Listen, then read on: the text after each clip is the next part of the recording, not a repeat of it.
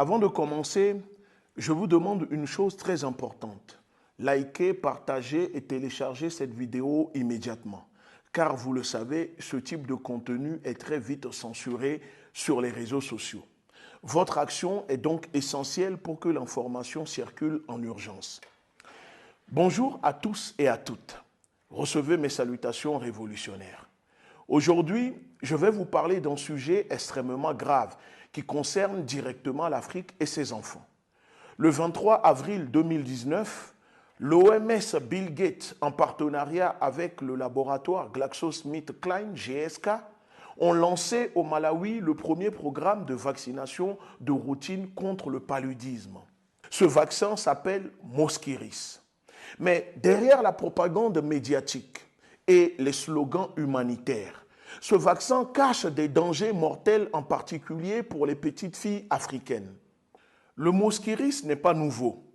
Il a été créé en 1987, testé depuis les années 1990.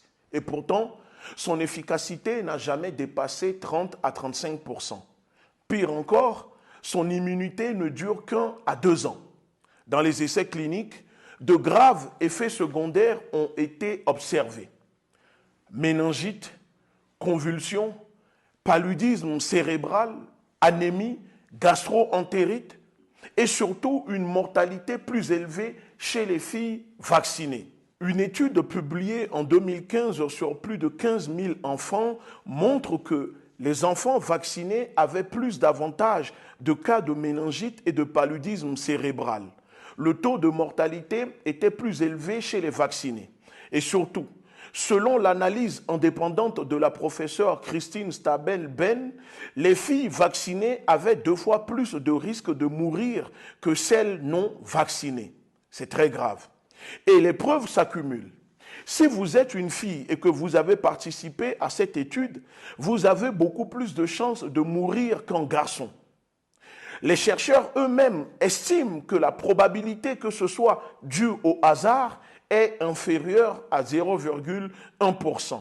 Malgré cela, l'OMS, sous la pression de Bill Gates, a cédé aux pressions du laboratoire GSK.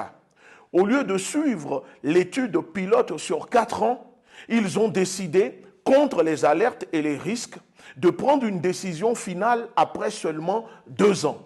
Un choix qui met directement en danger la vie des enfants africains. Ce programme viole les règles de la recherche scientifique. Les parents ne sont pas informés des risques. Les enfants sont vaccinés sans consentement éclairé, car l'OMS a maquillé cet essai en simple mise en œuvre de routine. Et malgré les signaux de danger, l'OMS refuse de stopper l'expérimentation. À cela s'ajoute un problème encore plus grave, l'absence totale de pharmacovigilance en Afrique. Dans la plupart des pays africains, il n'existe quasiment pas d'infrastructure de surveillance post-commercialisation des vaccins. Les bailleurs de fonds, comme Bill Gates, financent largement les programmes élargis de vaccination, mais pas la pharmacovigilance. Résultat, les effets secondaires graves ne sont ni détectés ni déclarés correctement. Ce n'est pas la première fois qu'un vaccin précipité cause un scandale. Aux Philippines, le vaccin Dengvaxia contre la dengue avait été lancé malgré des signaux d'alerte. Résultat, des centaines d'enfants sont morts. Le vaccin a été retiré et la confiance dans la vaccination a été détruite. Aujourd'hui, l'histoire semble se répéter en Afrique avec Mosquirix du laboratoire GSK, un vaccin financé par Bill Gates. Alors, je pose cette question. Pourquoi l'OMS, Bill Gates et GSK imposent-ils un vaccin qui réduit à peine certains cas de paludisme, mais augmente les risques de maladies mortelles et double la mortalité des filles africaines? Qui protège les enfants africains?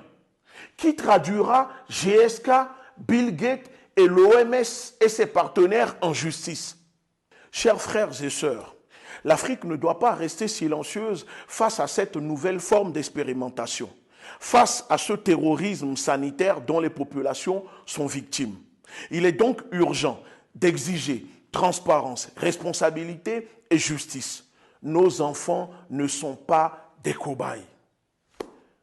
Avant de quitter cette vidéo, je vous demande et je le répète, likez, partagez et surtout téléchargez-la, car tôt ou tard, elle sera censurée. Et ce qui est en jeu ici, c'est la vie de nos enfants et la souveraineté sanitaire du continent africain.